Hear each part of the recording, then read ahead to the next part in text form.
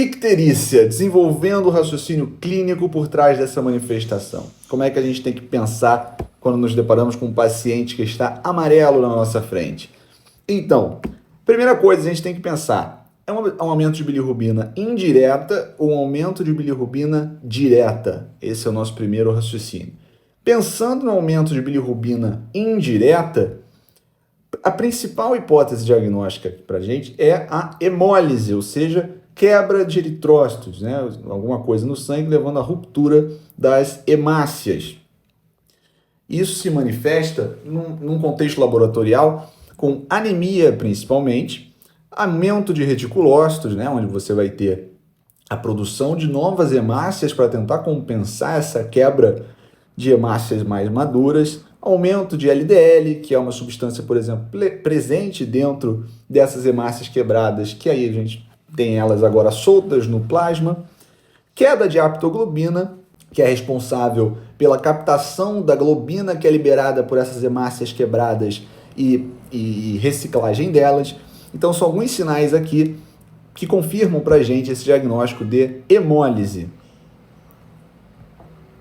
Agora, quando não temos nenhuma alteração laboratorial, não temos anemia junto desse contexto de bilirrubina indireta aumentada, a gente começa a pensar em distúrbios metabólicos, né? Principalmente pensando na deficiência da glicuroniltransferase, que é responsável justamente pela conversão de bilirrubina indireta em bilirrubina direta. E quais são os dois principais distúrbios aqui? A síndrome de Gilbert é a mais comum delas. Ela é bastante comum relativamente em toda a população, atinge cerca de 10% das pessoas. E é uma condição benigna em que você tem uma deficiência parcial da GT, da glicuroniltransferase. Então, muitas vezes é assintomático e as pessoas nem percebem, nem sabem que tem essa síndrome. Agora, quando a gente fala da síndrome de Crigler-Najjar, é algo que espanta um pouco a gente, mais típico de recém-nascidos, e é uma situação mais grave, em que a gente precisa atuar, em que temos uma deficiência total da glicuroniltransferase. Então, é uma situação mais aguda. Beleza. Isso é bilirrubina indireta. Olhando para a bilirrubina direta agora, temos duas principais hipóteses se a bilirrubina que aumentou foi a direta. Uma delas é a hepatite, seja viral, autoimune, alcoólica, ou colestase, tá? Vamos começar então pela hepatite. As hepatites, o que diz pra gente que é uma hepatite, provavelmente? É um aumento significativo, muito importante das aminotransferases, né? Ou seja, AST e ALT. Tem uma particularidade aqui, que geralmente a ALT ela se encontra em níveis maiores do que a AST, na hepatite viral, na hepatite autoimune. A hepatite alcoólica, ela é caracterizada por um aumento do AST maior que o ALT. E isso acontece principalmente porque em pacientes em que se desenvolve uma hepatite alcoólica, geralmente já existe um contexto de desnutrição. Então esse paciente não tem a absorção de nutrientes necessários para a formação do ALT. E aí você acaba tendo uma desproporção nesse caso e a AST cresce mais. Né? No caso, o paciente bebe tanto que ele nem come. Então, não vai ter os nutrientes que ele precisa. O aumento de GGT e fosfatase alcalina, né, dessas enzimas canaliculares, ele também acontece, mas ele não é tão significativo quanto o aumento das aminotransferases. De critério clínico aqui pra gente, a acolia fecal, ou seja, fezes mais esbranquiçadas, e a colúria, uma urina mais escura, são presentes aqui, tanto na hepatite quanto na colestase, como a gente vai ver agora.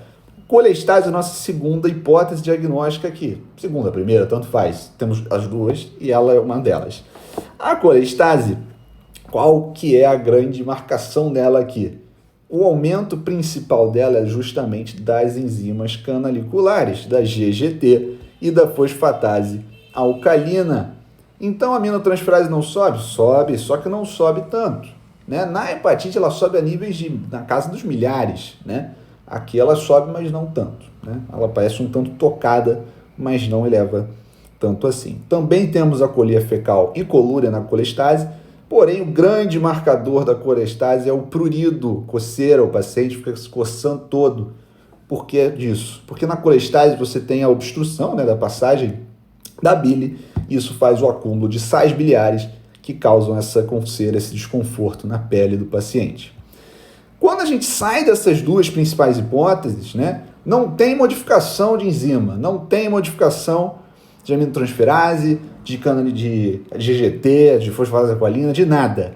Aí mas tem aumento de bilirrubina direta sozinha. O que a gente está pensando? Um distúrbio primário de bilirrubina. Um distúrbio que a gente conhece como síndrome de Dubin-Johnson, principalmente. Mas aí é um diagnóstico mais diferencial aqui, em que você tem um defeito justamente na fase de excreção de bilirrubina, que também é uma hipótese para a gente, mas é muito mais um diagnóstico de exclusão. Aqui é marcado por não haver alterações enzimáticas. O mais comum são aquelas outras duas.